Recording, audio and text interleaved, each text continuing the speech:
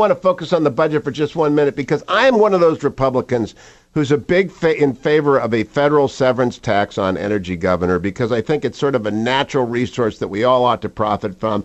You've pushed a severance tax in Ohio. Have the Ohio legislature gone along with you on this? Because it's equitable. No. We've made virtually no progress on that, although I am now more optimistic that something is going to make it through. I can't talk about this, because if I do, I could blow this thing up, and I want to get a severance tax. But there's activity going on right now in regard to moving forward on that issue, and I want to use the revenue from it to cut our income taxes. I mean, that's what it's all about. I'm not only for reducing taxes when you reduce government, but I'm also for creating a tax system that encourages risk-taking and investment and not one that encourages consumption. So, that's part of our effort to try to get our income tax down.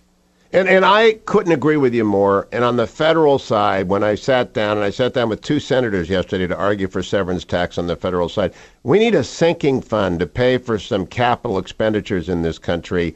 And all the energy reserves of America belong to all Americans. The risk is kind of out there, yes, and you have to make sure the entrepreneur gets something back for it. But it's the only part of our economic system where we believe in windfalls for guys and gals who go and drill in the ground, as opposed to Alaska's 36 states have a severance tax. Actually, I don't know why the federal government shouldn't have one.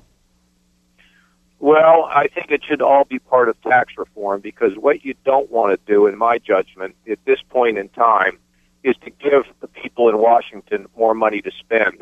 Frankly, Hugh, the city it borders on dysfunctional, and I don't mean that like, some screaming right-wing Republican. I'm saying that if you take a look at the institutions there, most of them don't work very well. So the welfare system ought to be moved out of Washington into the states, the job training, K-12 education. We ought to be block granting those programs back to the states. And let the federal government do what it's supposed to do: protect the borders, provide for the defense, help basic research at the National Institutes of Health. I mean, there's a lot of things they need to do. But then you look at the Veterans Administration, and they're not doing their job. I mean, we got a new guy in there. He inherited a mess. Let them do what they're supposed to do, and but giving them more money to spend down there. Of course, they'll spend it if they have money. If they don't have money, they'll spend it. They'll spend anyway. You know that.